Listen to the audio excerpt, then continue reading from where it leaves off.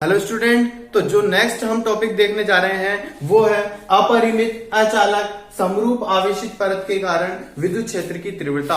तो सबसे पहले हम इस टॉपिक को ही समझते हैं। ये टॉपिक में पहला शब्द आ रहा है अपरिमित। अपरिमित का मतलब होता है एक ऐसी परत जिसकी जो लंबाई चौड़ाई है वो निश्चित नहीं है, वो परिमित नहीं है। तो ऐसी परत को हम अपरिमित परत कहते हैं, अर्थात ये अनंत लंबाई तक की भी हो सकती है, या इसका कोई नाप नहीं है, इसका कोई परिमाप नहीं है, इसको हम नाप नहीं सकते, निश्चित नहीं है, अनंत लंबाई की है। तो ऐसी परत को हम अपरिमित परत कहते हैं। दूसरा है अचालक। अचालक परत कौन सी होती है? अचालक का मतलब ये होता है कि इसमें जो आवेश होंगे उनका चालन संभव नहीं होता, अर्थात आवेश इस परत में एक स्थान से दूसरे स्थान पर नहीं जा सकते। हालांकि इसके अंदर आवेश उत्पन्न हो सकते हैं और आवेश जो होंगे वो स्टेशनरी होंगे, स्थिर होंगे। तीसरा है समरूप आवेशित। इस परत को जो हमने आवेश दिया है वो एक समान रूप से इस पूरी पृष्ठ पर वितरित हो रखा है। तो ऐसी परत को हम समरूप आवेशित परत कहते हैं। तो डायग्राम से हम समझें तो अगर ये कोई प्लेन है, एक सरफेस है, जैसे ये बोर्ड हमारे सामने रखा हुआ है, ये प्लेन है, ये अचालक पदार्थ का बना हुआ है और इसको हमने आवेशित कर रखा है। इस पर प्लस जो आवेश है वो एक समान रूप से इस पूरे पृष्ठ पर वितरित है। ये जो पृष्ठ रखा है हमने, ये इस बोर्ड के लंबवत इस तरह से रखा हुआ है, इसलिए हमने इसको थोड़ा तिरछा बनाया है। ये इस तरह से लंबवत रखा है, ऐसे रखा है।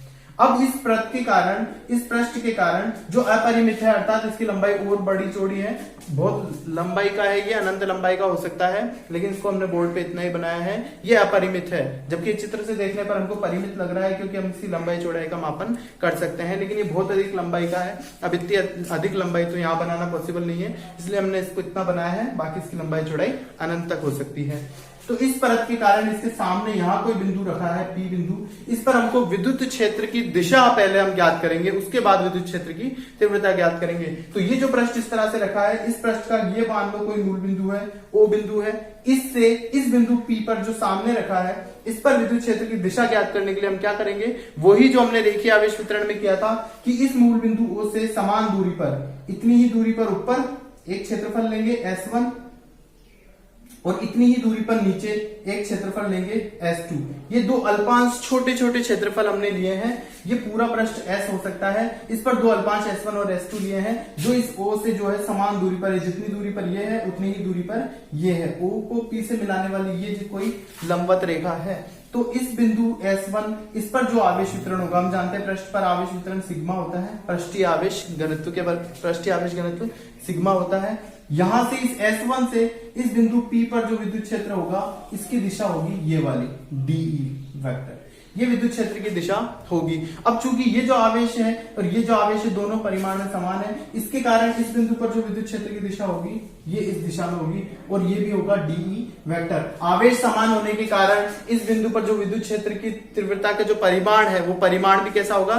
समान होगा, केवल दिशा दोनों की अलग अलग आ रही है। अब इसको हम सॉल्व करेंगे, तो सॉल्व कैसे करेंगे? तो इस DE वेक्टर को हम दो घटकों में तोड़ेंगे, एक x अक्ष की दिशा में घटक और एक y अक्ष की दिशा में घटक। उसके लिए माना कि ये कोण अल्फा है, ये कोण भी कितना हो गया? अल्फा, क्योंकि दोनों समान दूरी पर हमने लिए हैं। अगर ये दोनों अल्फा है तो यहाँ भी शीर्षाभिमुखी कोण अल्फा के कारण अल्फा और इस अल्फा के कारण ये अल्फा हो जाएगा।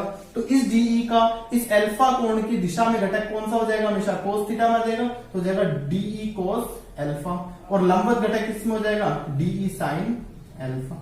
इसी तरह से इस DE वेक्टर का घटक x अक्ष की दिशा में क्या हो जाएगा? DE कोस अल्फा, और लंबवत दिशा में कौन सा हो जाएगा? DE sine alpha.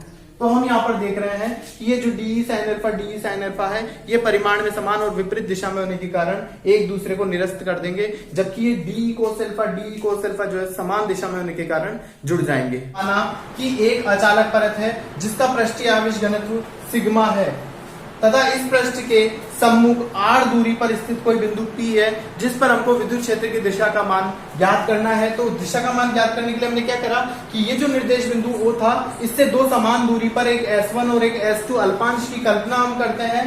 तो इन अल्पांशों की कल्पना करने पर इस अल्पांश से बिंदु P पर जो विद्युत क्षेत्र है वो परिमाण में तो समान है, जबकि दिशा अलग अलग है। S1 के कारण दिशा E डीई वेक्टर इस दिशा में है, S2 के कारण डीई वेक्टर इस दिशा में है।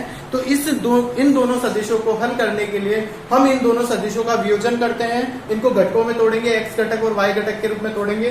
तो घटकों के रूप में जब हमने तोड़ा तो हम देखते हैं कि डीई साइन अल्फा एक दूसरे के विपरीत दिशा में होने के कारण और परिमाण में समान होने के कारण एक दूसरे को निरस्त कर देते हैं, जबकि डीई कोस अल्फा जो आ रहा है दो समान दिशा में होने के कारण जुड़ जाएंगे।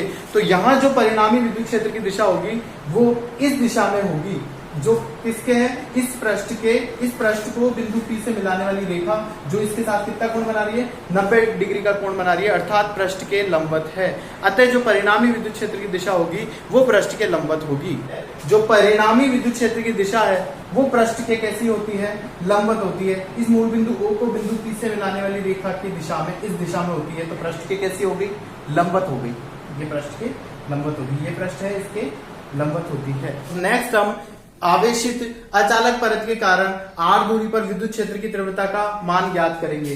तो माना कि कोई अचालक परत है इस तरह से, ये जो अचालक परत है इसको हमने आवेशित कर रखा है और आवेशित भी एक समान रूप से किया हुआ है। अब इस परत के कारण माना कि इसका कोई मूल बिंदु O है, इससे यहां कोई बिंदु है P, इस बिंदु P पर हमको विद्युत क्षेत्र की तीव्रता का मान ज्ञात करना है। अब ये जो अचालक परत है, माना कि इसका जो पृष्ठीय आवेश घनत्व है वो सिग्मा है। अब इस पृष्ठ के कारण जब बिंदु P पर हमको विद्युत क्षेत्र की तीव्रता का मान ज्ञात करना है, तो मान ज्ञात करने के लिए हम गाउस का नियम लगाएंगे और मान ज्ञात करेंगे। तो गाउस का जो नियम होता है वो कहता है कि सबसे पहले तो इसके चारों ओर हमें एक काल्पनिक बंद पृष्ठ की कल्पना करनी पड़ेगी, जिसे हम गाउसियन पृष्ठ कहते हैं। तो इसके जो चारों ओर गाउसियन पृष्ठ होगा वो किस तरह से बनेगा, तो ये जो आवेश है सारे उस पृष्ठ के अंदर आ जाने चाहिए।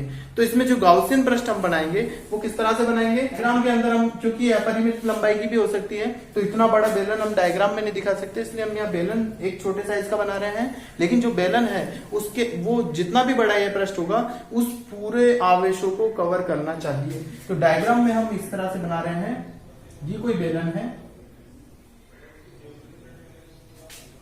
इस तरह से हमने इस बेलन को लिया है, इस तरह से लिया है। अब ये बेलन क्या बता रहा है हमें कि इस पृष्ठ को ये जो यूं रखा है, इस पृष्ठ पर अंदर खूब सारे आवेश वितरित हैं। अब इसके चारों ओर हमने क्या बना दिया, एक बेलन बना लिया, क्योंकि ये जैसे बेलन बन गया तो इस बेलन के अंदर ये सारे आवेश आ गए। तो अब अगर पृष्ठ इतना बड़ा है तो फिर हमको इतना बड़ा बेलन बनाना पड़ेगा, अगर पृष्ठ और ज्यादा बड़ा हो जाता तो उतना बड़ा बेलन बनाना पड़ता। अर्थात बेलन का जो ये आ रहा है वक्र पृष्ठ, ये जो त्रिज्या है इसको हम बड़ा कर लेंगे। कितना बड़ा कर लेंगे, जितना बड़ा ये पृष्ठ होगा उतना ही बड़ा यहाँ कर लेंगे। तो हमने माना कि एक अचालक आवेशित परत है जिसका पृष्ठीय आवेश घनत्व जो है वो सिग्मा है। अब हम इसके चारों ओर एक बेलनाकार गाउसियन पृष्ठ जो कि बेलनाकार है उसकी हम कल्पना कर रहे हैं, क्योंकि उस बेलनाकार पृष्ठ के द्वारा इस संपूर्ण आवेश को कवर कर लिया गया है, ढक लिया गया है। तो इस काल्पनिक गाउसियन पृष्ठ की हम कल्पना करते हैं जो कि बेलनाकार है। अब तीसरा कि इस गाउसियन पृष्ठ, ये जो बेलनाकार गाउसियन पृष्ठ बन रहा है, ये पृष्ठ जो है तीन चीजों से मिलकर बना है। एक तो ये दाईं ओर का वृत्ताकार पृष्ठ आ रहा है, इसका नाम है S1। अब ये पृष्ठ अगर इस तरह से रखा हुआ है तो इसके क्षेत्रफल की दिशा इस तरह से हो जाएगी, ये हो जाएगा DS1 की दिशा। दूसरा, ये जो बाईं ओर की तरफ वृत्ताकार पृष्ठ आ रहा है, ये वाला पृष्ठ, तो ये हमने माना ये हो गया DS2। तो इस तरह से दाईं ओर का वृत्ताकार पृष्ठ S1, बाईं ओर का वृत्ताकार पृष्ठ आ गया S2। और तीसरा है ये जो बेलनाकार वक्र पृष्ठ है, ये वाला वक्र पृष्ठ। इस वक्र पृष्ठ में अगर ऊपर की तरफ इस दिशा में अगर क्षेत्रफल देखेंगे तो ये हो जाएगा DS3, ये DS3। अब हम तीनों बिंदुओं पर विद्युत क्षेत्र की दिशा देखें तो अभी हमने पिछले टॉपिक में देखा था, इस पृष्ठ के कारण जो विद्युत क्षेत्र की दिशा है, ये पृष्ठ है, इस पृष्ठ पर एक समान रूप से प्लस आवेश वितरित है। अब इनके कारण जब इस बिंदु पर विद्युत क्षेत्र देखेंगे तो विद्युत क्षेत्र की जो दिशा होती है वो पृष्ठ के लंबवत होती है, अर्थात इस बिंदु पर विद्युत क्षेत्र की दिशा इधर हो जाएगी, ई वेक्टर की दिशा। ऐसे ही इस बिंदु पर देखेंगे तो भी इसकी कैसी होगी, लंबवत, इस दिशा में हो जाएगी ई वेक्टर की दिशा। और इस पृष्ठ के कारण अगर इस बिंदु पर हमको विद्युत क्षेत्र देखना है, क्योंकि इस पृष्ठ पर निकालेंगे तो इस पृष्ठ पर चाहे कोई भी बिंदु ले लो, इस पृष्ठ से कैसा होगा, लंबवत, इस पृष्ठ से लंबवत, इस दिशा में, तो इस दिशा में हो जाएगी विद्युत क्षेत्र की दिशा, ई वेक्टर। इस तरह से इन तीनों ही बिंदु पर हमने विद्युत क्षेत्र की दिशा को भी बता दिया।